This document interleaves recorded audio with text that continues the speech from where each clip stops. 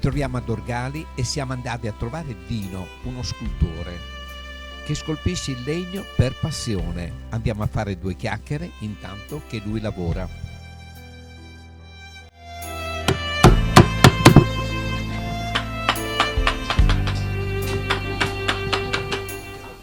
Io sono la moglie, sono Fabiola.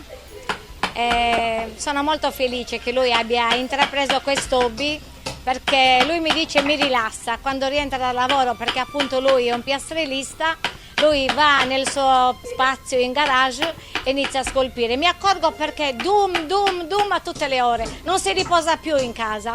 È molto felice di aver appunto realizzato questi oggetti. Che intanto lo faccio a tempo perso, diciamo. Però quando lo comincio qualcosa non vedo l'ora di finirlo, diciamo, perché per vederlo realizzato. Siamo ad Orgali in via Matteotti numero 11, se avete piacere di venire a casa, di Cannonau c'è sempre a casa. Il piacere è tutto nostro, diciamo. Grazie. È stato un piacere. Grazie anche a voi. E adesso Dino ci invita a vedere le sue opere finite all'interno del suo salone. Seguiteci. Adesso passiamo alla seconda parte, perché prima abbiamo visto un po' la lavorazione di com'è. Passiamo alla seconda parte, diciamo, delle opere, le chiamiamo, che ho realizzato. Allora, sono case in legno di frassino scolpite interamente a mano, che rappresentano i soliti disegni sardi. Io, diciamo, nel mio stile ho anche evoluto un po' la casa, l'ho fatta un po' più alto per mia scelta, che mi andava più bene. I disegni sono i classici: la pavoncella, simbolo di fertilità, e il rosone che dalla notte dei tempi rappresenta sempre il sole, e quindi qualcosina l'ho aggiunta io, ma siamo nella normalità, diciamo. Il resto, nella vita io faccio tutt'altro mestiere, però è stato un momento che, grazie a un gruppo di ragazze che si sono prodigate, hanno rispolverato gli antichi mestieri, diciamo, dell'antichità, sia cestini sia sculture, e sono no profit queste ragazze, c'è da ammirarle proprio. E in più anche un ringraziamento particolare va al maestro Giuseppe Simula, che è stato lui che ci ha insegnato proprio le cose basilari, diciamo, e ci ha insegnato. E poi un grande maestro, diciamo la verità. Allora, Cassa, ad esempio, che è molto lavorata. mi criticano, dicono che è anche un po' troppo lavorata, però il mio genere è questo, diciamo la verità, altro non so fare. Ho provato a farle così e mi vanno bene così. Il cerchio è sempre il sole, diciamo. Ho preso, questo disegno l'ho preso da un pavimento di una basilica romana.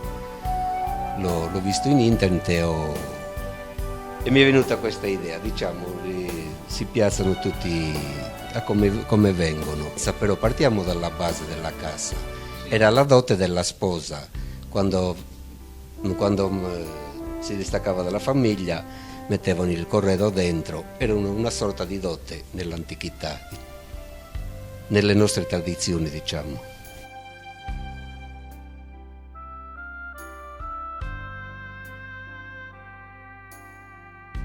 Si apre di sopra come madia, sì, e anche frontalmente così. È la stessa tipologia, diciamo.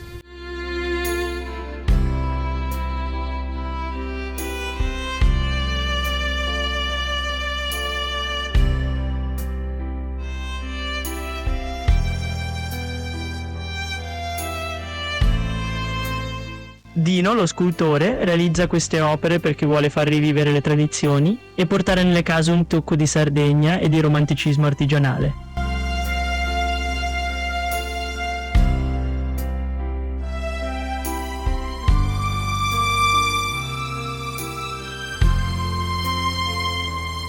Immaginiamoci allora questi mobili come usciti da un'altra epoca, dove una volta erano scrigni preziosi per custodire i tesori della sposa. Adesso possono diventare davvero un elemento romantico e unico per arredare la casa, con tutta la loro storia e il loro charme.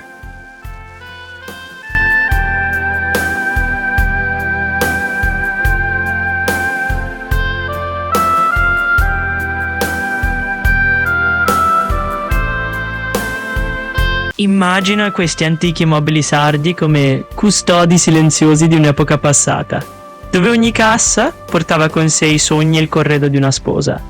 Ora queste stesse casse possono diventare un dettaglio romantico e poetico nella tua casa, portando un tocco di storia e fascino.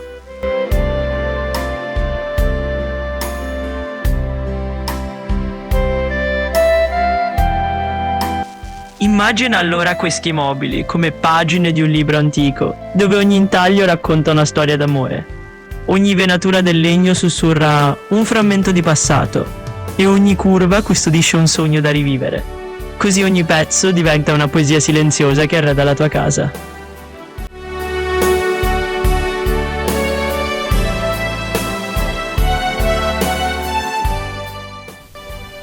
Allora amici, io vi saluto. Grazie di tutto e se volete contattarci noi siamo in via Matteotti 11, nel caso con la nostra pubblicità ad Orgali, se fa piacere venite a visitarci.